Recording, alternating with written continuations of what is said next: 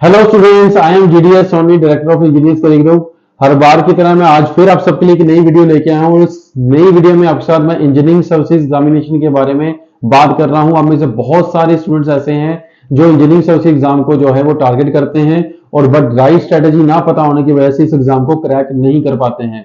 सो इस वीडियो में मैं आपके साथ एक राइट स्ट्रेटेजी डिस्कस कर रहा हूं जिसको फॉलो करके आप अपना जो इंजीनियरिंग सर्विसेज एग्जाम है वो फर्स्ट अटेम्प्ट में क्रैक कर सकते हैं। अगर आप सिंसियर एस्पिरेंट हैं तो इस वीडियो को लास्ट तक जो है ध्यान से देखें और जो भी मैं स्टेप्स और पॉइंट्स आपको बता रहा हूं उनको नोट डाउन और पेन डाउन कर लें।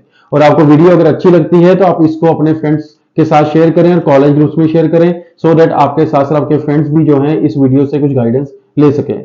ज्यादा देर ना करते हुए आगे बढ़ते हैं और जानकारी लेते हैं ईएससी एग्जामिनेशन के बारे में।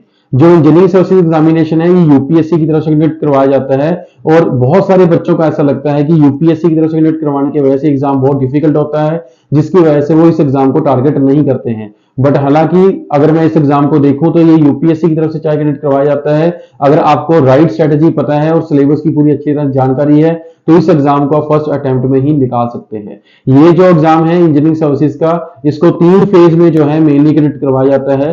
पहला जो इसका फेज रहता है वो प्री एग्जाम रहता है।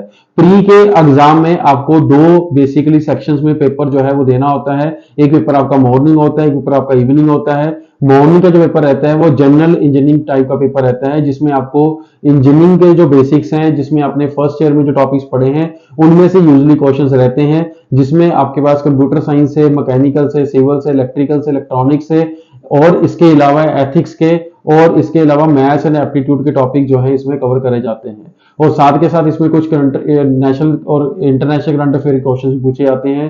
टोटली इसका जो वेटेज रहता है 200 मार्क्स का रहता है और ये पेपर ऑब्जेक्टिव टाइप होता है। सेकंड पेपर है जो आपका आफ्टरनून शिफ्ट में होता है वो टेक्निकल होता है और उसमें जो टेक्निकल जो स्टूडेंट्स हैं वो मैकेनिकल से, सिविल से, इलेक्ट्रिकल से, इलेक्ट्रॉनिक्स एंड टेलीकम्युनिकेशन जो स्ट्रीम्स हैं वही इसको अपीयर कर सकते हैं। हालांकि आपने इंजीनियरिंग किसी भी स्ट्रीम से करी हो बट इन चारों स्ट्रीमों में से कोई भी एक स्ट्रीम चूज करके आप इंजीनियरिंग सर्विसेज को जो है वो टारगेट कर सकते हैं। इसमें जो एग्जाम रहता है वो टोटल 300 मार्क्स का रहता है और टोटल जो एग्जाम रहता है वो 500 मार्क्स का रहता है। जो जनरल एग्जाम 200 मार्क्स का होता है उसमें से मिनिमम 90 से लेके 100 मार्क्स को आप टारगेट लेके चलें। अगर आप ये अपने आप को फाइनल मेरिट लिस्ट में अपना नाम देखना चाहते हैं तो मिनिमम 90 से 100 मार्क्स को जो है वो टारगेट करके चले। टोटल जो इसके एग्जाम जो प्री का एग्जाम है 500 मार्क्स रहता है और इसके बाद जो बच्चे इसकी कट ऑफ क्लियर करते हैं उन स्टूडेंट्स को मेंस एग्जाम के लिए कॉल करा जाता है और जो मेंस एग्जाम रहता है ये इसका सेकंड फेज होता है। सेकंड फेज में आपको सब्जेक्टिव पेपर जो है वो लिखना होता है। जो भी स्ट्रीम आपने चूज करी है mechanical, civil, electrical, electronics and telecommunication में से इन चारों में से जो एक स्ट्रीम आपने चूज करी है उसके सब्जेक्टिव एग्जाम आपको आएगा। टोटल तो 2 एग्जाम इसमें आपको कवर करने पड़ेंगे। फर्स्ट एग्जाम जो है वो पेपर 1 होता है, दूसरा एग्जाम पेपर 2 होता है।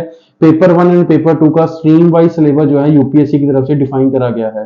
सो आप जिस भी स्ट्रीम में को अप्लाई करते हैं, चाहे मैकेनिकल को, सिविल को, इलेक्ट्रिकल को, इलेक्ट्रॉनिक्स या टेलीकम्युनिकेशन को, उसका सिलेबस जो है वो यूपीएससी की वेबसाइट पे जो है वो फॉलो कर सकते हैं। और आइदर मैं इस वीडियो के डिस्क्रिप्शन सेक्शन में जाके वहां पे भी मैं आपको इसका लिंक डाल दूंगा।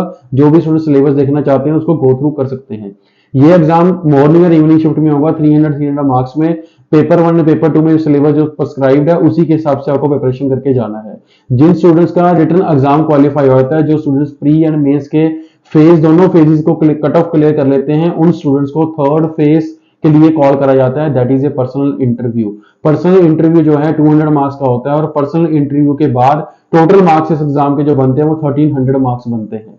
अगर आपने ईएससी को सिंसियर स्टूडेंट हैं तो इसके लिए आपको ये फोकस करना पड़ेगा कि जो सिलेबस प्रिस्क्राइब्ड है उसको फॉलो करना पड़ेगा और इसके साथ साथ जो प्रीवियस एग्जाम्स हैं, बिकॉज जो आपके अदर टेक्निकल एग्जाम है और जो ईएससी का टेक्निकल एग्जाम है इन दोनों में बहुत ज्यादा फर्क है। ईएससी में बहुत सारे जो क्वेश्चन है वो थ्योरेटिकल बेस्ड क्वेश्चन होते हैं जिसमें मोस्टली जो है अजम्पशन बेस्ड जो क्वेश्चन है पूछे जाते हैं, उसके कंक्लूजन बेस्ड क्वेश्चन पूछे जाते हैं और कुछ डेरिवेशंस के जो कंक्लूजन होते हैं वही पूछे जाते हैं और लास्ट में जो न्यूमेरिकल्स होते हैं, जो बेसिक डेटा, जो कॉमन रेशियो बेस्ड क्वेश्चन होते हैं, जो कॉमन डेटा यूज होता है उनके बेस पे क्वेश्चंस भी इसमें रहते हैं। तो मेनली आप अजम्पशंस को अच्छी तरह से पढ़ो, क्योंकि 20-25% पेपर उसी में से आता है। कंक्लूजन बेस्ड जो क्वेश्चंस होते हैं वो डायरेक्ट टिक मार्क वाले क्वेश्चंस होते हैं। जब आप डेरिवेशंस करते हैं और न्यूमेरिकल्स करते हैं, उनमें से जो कॉन्सेप्ट बनते हैं, उनमें से कंक्लूजन जो बनते हैं, उनको अपने पास पेन डाउन करके रखो कि वही मैक्सिमम जो क्वेश्चंस हैं वो आपको जो है ईएससी पूछे जाएंगे। तो सो इसलिए ईएससी के एग्जाम के प्रीवियस जो पेपर्स हैं, अगर उनको फॉलो करोगे, उनको फोकस करके तैयारी करोगे, तो आपका 100% जो सिलेक्शन है वो पॉसिबल हो पाएगा। बहुत सारे स्टूडेंट जो हैं, जो गेट एग्जाम की तैयारी करते हैं, अदर एग्जाम की तैयारी करते हैं, उनको शायद ये लगता है कि ईएससी का एग्जाम भी उसी के साथ सेम पैटर्न पे है। ईएससी का एग्जाम का सिलेबस आपको कहीं ना कहीं सेम दिखता है, बट इसके एग्जाम को क्वालिफाई करने के लिए और इस एग्जाम को तैयारी करने के लिए आपको थोड़ा सा बेसिक जो है, वो बेसिक जो कॉन्सेप्ट्स होते हैं, थ्योरेटिकल जो कॉन्सेप्ट्स होते हैं, उनको भी इंप्रूव करना पड़ेगा। और मोस्टली जो ऑब्जेक्टिव पेपर जो प्री एग्जाम होते हैं, उसमें ऐसे ही क्वेश्चंस आते हैं और कैलकुलेटर भी अलाउड नहीं होता है। तो बहुत सारे बच्चे जो हैं वो कैलकुलेटर से कैलकुलेशंस करते हैं और वहां पे जाके ऑब्जेक्टिव पेपर में वो कैलकुलेशंस नहीं कर पाते हैं। हालांकि सब्जेक्टिव एग्जाम में कैलकुलेटर अलाउड होता है, वहां पे आप कैलकुलेशंस कर सकते हैं, बट सबसे इंपॉर्टेंट पॉइंट ये है कि अगर प्री का एग्जाम क्वालिफाई होगा तो ही मेंस के लिए कॉल आएगा।